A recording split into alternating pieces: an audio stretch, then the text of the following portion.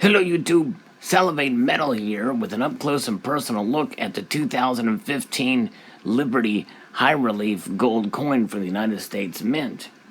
What makes this coin special is that it represents Liberty and with two different designs for the obverse and reverse, which are different and original designs that have been used for quite a while. So that does make it special in that two designs were chosen with a more of a modern representation, so they say, of Liberty, and with on the obverse and the eagle in flight on the reverse here. And the other interesting factor is that this is the first $100 denominated gold coin. So we're going to take a look at this design, and here we have a close look at the figure of Liberty, which sort of has, as you can see there, we'll take a closer look at that later. But let's take a look here along the edge here. We see "In God We Trust," it says, and you can see the die polish marks. We're going to get a closer look of those as well. There's the date, 2015, and Liberty is inscribed relatively largely there, but there's the date, and you can see the die polish marks there much closer. And even at this magnified level, it's hard to tell, but those marks are actually raised on the surface of the piece. And literally are, quote, polished, although I would use the term scratched on the die itself because you can see how horrid they look. And it is not on the actual raised portion or the devices of the piece. So there's a close look at the torch there next to the B in Liberty. Very nice. And here's a closer look at the portrait, and as you can tell, the crown of, I guess, of the branch of the olive, the leaves there, I'm not sure if they're olive or not, but it almost makes it look like she's a Medusa-like character. And there's her hand holding the flag pole there, and the flag representation, and her long dress, and there's her arm holding the torch. And the perspective that is actually very nice on this, but she does look a bit sort of racially neutral there. And I'm sure that was done purposefully. So here is the reverse of the piece with the eagle. And most people like this design, although honestly, it's not very original.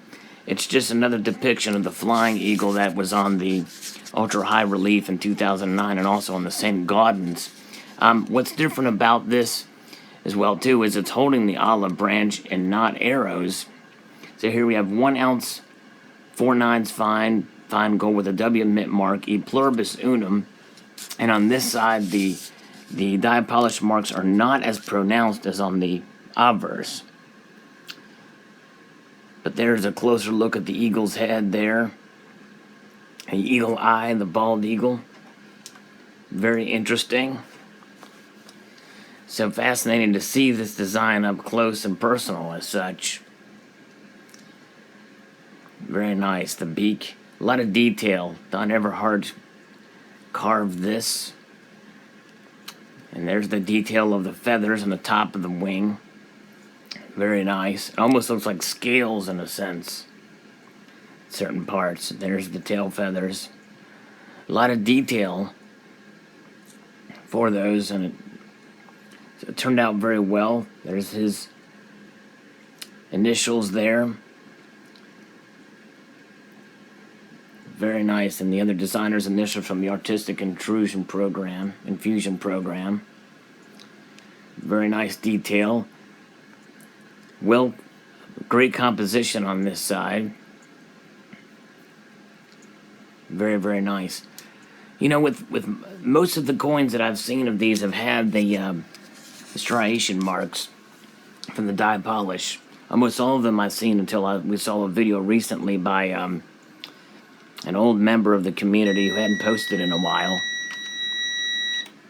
And what's fascinating is that he got back 70s proof likes on 2 of them and 70s on the rest, and those striations and those die polish marks didn't appear to be of course he wasn't zoomed in quite as far. It really was hard to tell, but I didn't notice many scratches or die polish marks on his. I did call the U.S. Mint to see about an exchange, and they said that they would exchange it, but the chances of me getting a coin with worse dye polish marks is actually pretty great, so I decided against it, and I think since I've made that call, the mint has sold out of them.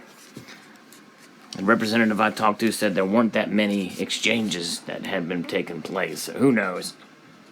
So I hope you enjoyed this video. I'd like to extend a multitude of gratitude to you all for watching. I encourage you to please rate, comment, and subscribe.